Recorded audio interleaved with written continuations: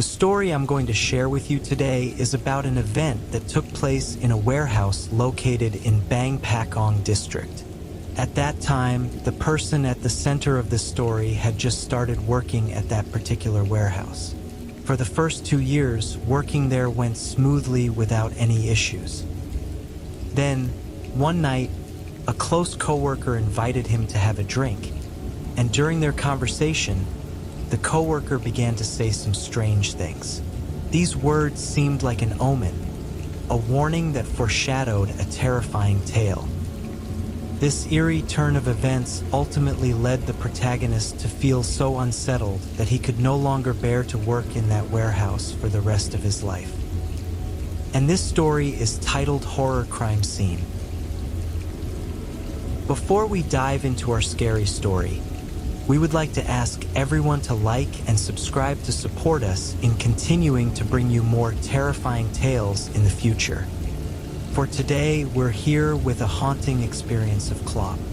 To tell this story, I'll need to take you all back to around the year 2010. During that time, Klopp had the opportunity to work at a Korean import company. This company had only one warehouse in Thailand, located in Bang Pakong district, Chachoengseo province. At that time, Klopp was one of the first employees who had been working there since the company's opening. All of his superiors were Korean, including the branch manager in Thailand, named Kim. Kim and Klopp became very close colleagues, as they were both around the same age in their late 30s. Working at this company meant they spent a lot of time together, especially in the large warehouse filled with imported goods from Korea. Sometimes the quiet atmosphere in the warehouse was so eerie that it gave them goosebumps, particularly when looking down from the second floor office, which was a control room. From this control room on the second floor, Klopp could see the entire warehouse. The room was designed for monitoring goods and preventing theft. The warehouse was equipped with comprehensive security measures, including a network of CCTV cameras throughout the area. The CCTV cameras in the warehouse were linked to 5 monitors in the office. Interestingly, these cameras weren't only connected locally. They were also linked to Korea via satellite, allowing people in Korea to monitor the warehouse at any time. Likewise, those in Thailand could also view the warehouse in Korea. Kim often told Klopp about the people working at the Korean branch, mentioning that some were his friends, including his wife. It felt as though they were constantly being watched. Additionally, these CCTVs were connected to the office in Bangkok.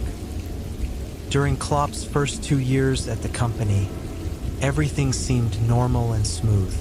The goods in Thailand sold very well, making Kim a star employee because of his impressive performance. Whenever Kim had to return to Korea, whether for personal or work-related reasons, he would always have Klopp pick him up at the airport. At that time, Klopp was the warehouse manager, responsible for holding the warehouse keys and inspecting goods from containers arriving directly from Korea. He worked closely with a friend named Joe, who drove a forklift to bring pallets of goods for Klopp to count according to the procedures. As they entered the 3rd year of work, the company faced significant issues with counterfeit goods flooding the market, which caused sales to plummet rapidly. This issue created intense stress for Kim, who began drinking almost every day to relieve the mounting pressure within him. Klopp shared that one night, Kim invited him out for a drink, despite Klopp usually not being a drinker. But that night felt different because Kim's demeanor was not as usual. While they were drinking, Kim said in a somber tone, "Have a drink with me this time. Just in case it's the last time we'll drink together." Klopp froze upon hearing this sentence and asked why Kim was saying such a thing. Kim paused for a moment before replying with a hesitant voice, "Oh, it's nothing. In a few days, I have to fly back to Korea urgently. The higher-ups there have called me in. If things don't go well, they might pull me back there to work. So we may not see each other again." Upon hearing this, Klopp felt slightly relieved, though he still had lingering doubts about the true meaning behind Kim's words. On the day Kim was supposed to fly back to Korea, Klopp continued his usual duties in the warehouse. One day, he got a chance to speak with Kim via the CCTV connection between Thailand and Korea. Learning that Kim hadn't yet been permanently recalled, there were plans for a new product to be launched in Thailand, and if it faced the same issues with counterfeiting as before, Kim might not escape being called back to work in Korea. This conversation helped Klopp understand the intense pressure Kim was under, as he spoke not only about work issues but also personal financial problems. Kim seemed more exhausted and worn out each day. Anxiety about his future and fear of losing everything he had built up made Kim obsessed with the success of the new product. Klopp noted that shipping goods from Korea to Thailand usually took about 2 days, meaning Kim would soon be returning to Thailand with the new product. Klopp was pleased at the thought of seeing his friend again, but still sensed some underlying uncertainty in Kim's words during their conversations.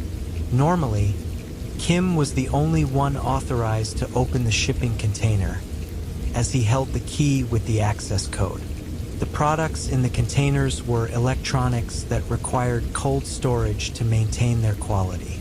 So, on the day before the shipment, it was Kim's responsibility to inspect the products and ensure everything was in order. Around 10 p.m. that day, Klopp, who was responsible for monitoring the warehouse through CCTV, saw Kim inspecting goods in Korea, pacing around the container multiple times.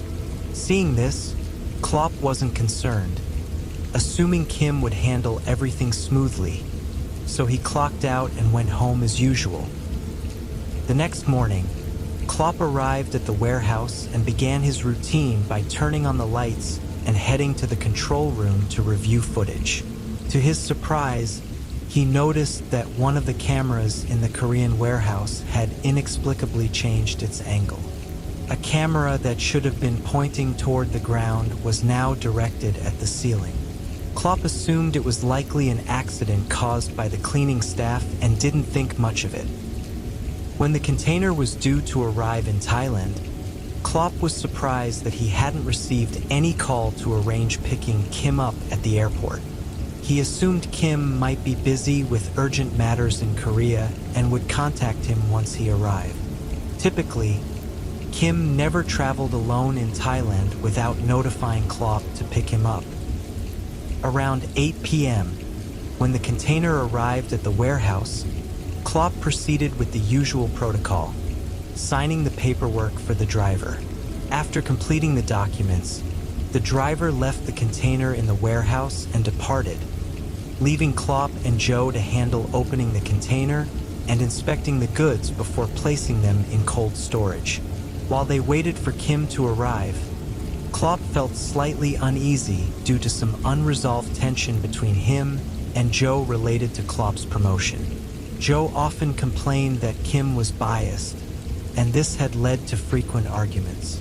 Additionally, Joe had been warned multiple times for smoking in the warehouse, a strictly prohibited act due to the fire risk, but he continued to disregard these rules.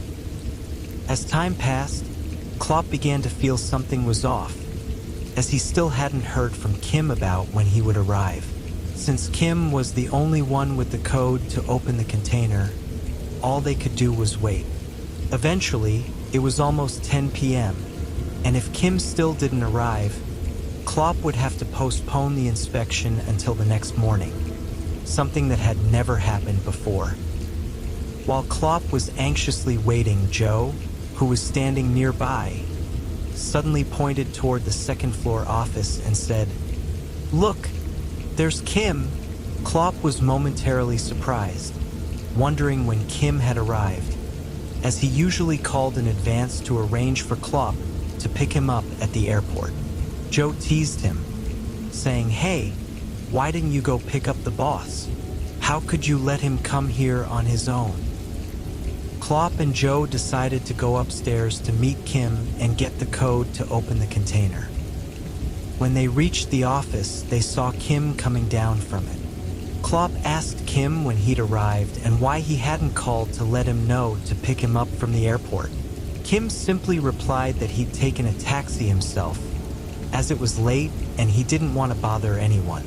Klopp found Kim's behavior unusual. Normally, Kim was cheerful and liked to joke around, but this time he seemed serious and unusually quiet. After giving Klopp the code to open the container, Kim handed him his personal phone, saying, "Everything you need is in this phone."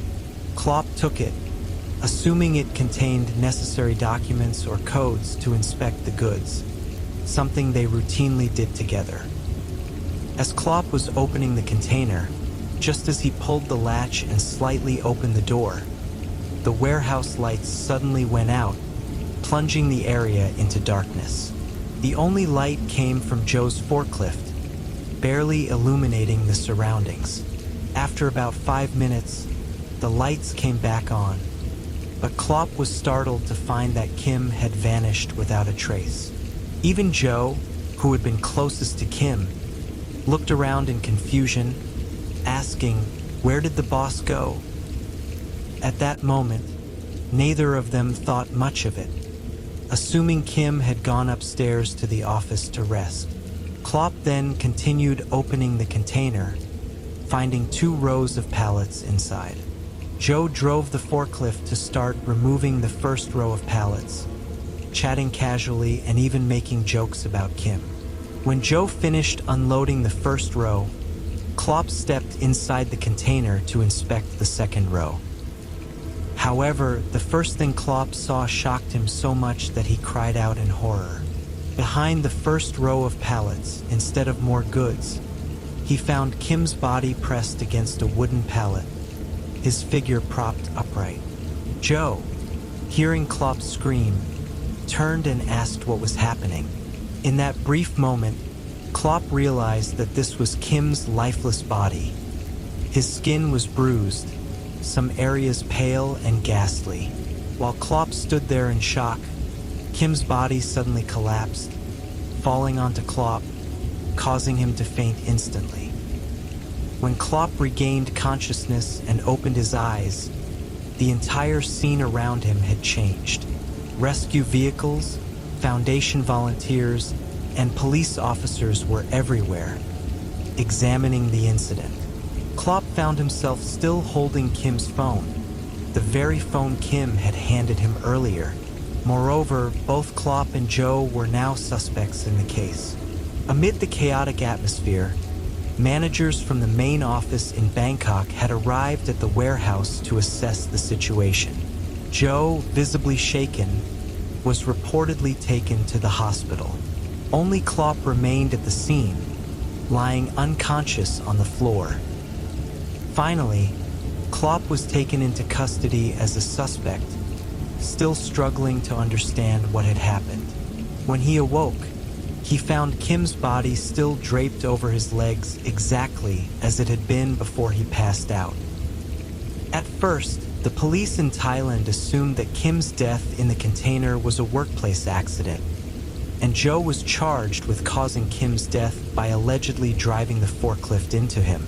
However, once the autopsy was completed, it was revealed that Kim had been dead for over 48 hours, meaning he had died while still in Korea inspecting goods, not after arriving in Thailand.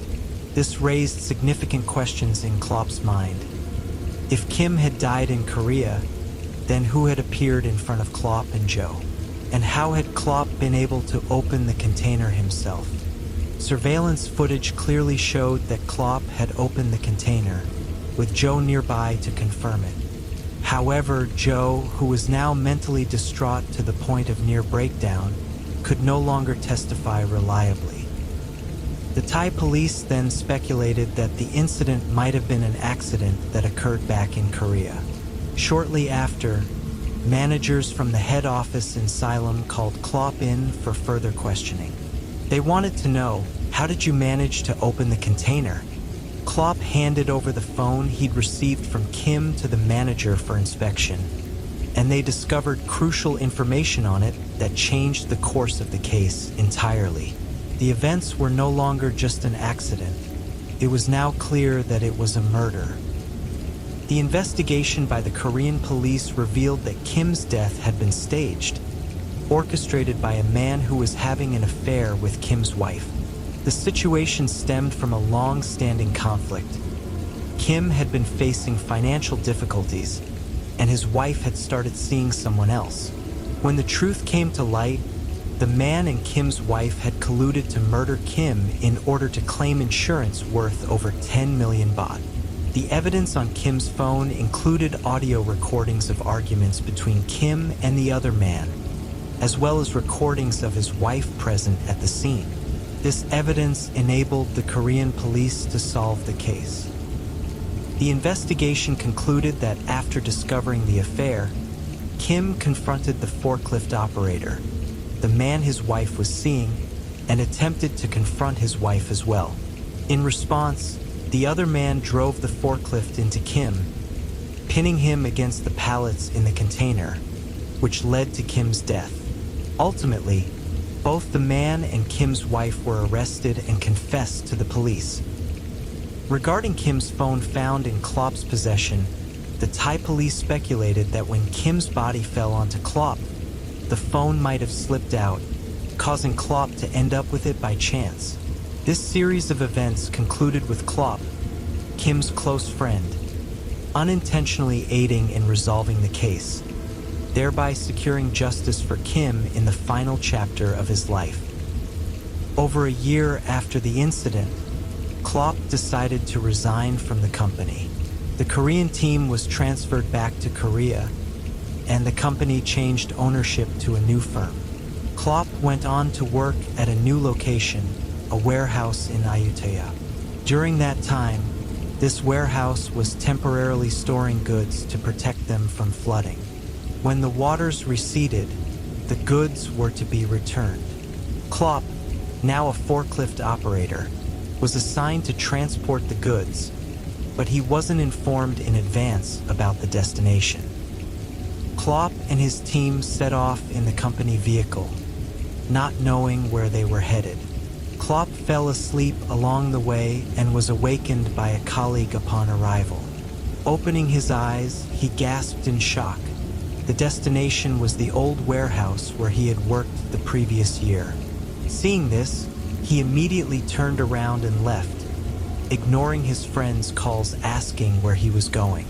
From that day forward, he never returned to work at the warehouse.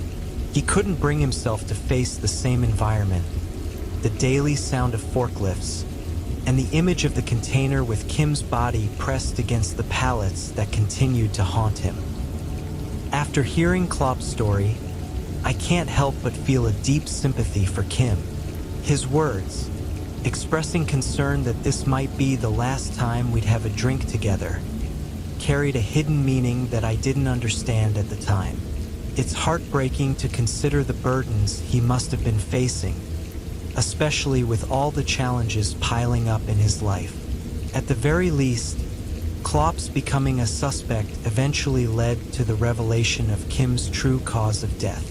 This incident also reflects the complexities in relationships between coworkers. Sometimes we think we know someone well, yet, in reality, we might not know them at all. Klopp, for example, had no idea about Kim's financial or personal struggles, which shows just how much a person can hide their pain and inner conflicts from even their closest friends. This reminds us how important it is to pay attention and listen to the people close to us. Sometimes, a small comment or subtle gesture might be a signal of a much bigger problem than we could imagine. So, dear viewers, what are your thoughts on this story? Feel free to share your comments below. We'd love to hear from you. And most importantly, remember to enjoy this story purely for entertainment. Please don't forget to like and follow, as it helps support us in sharing more chilling tales with you all. And if you're one of those who enjoys thrilling and spine-tingling experiences, Let us be a part of delivering these eerie stories straight to you.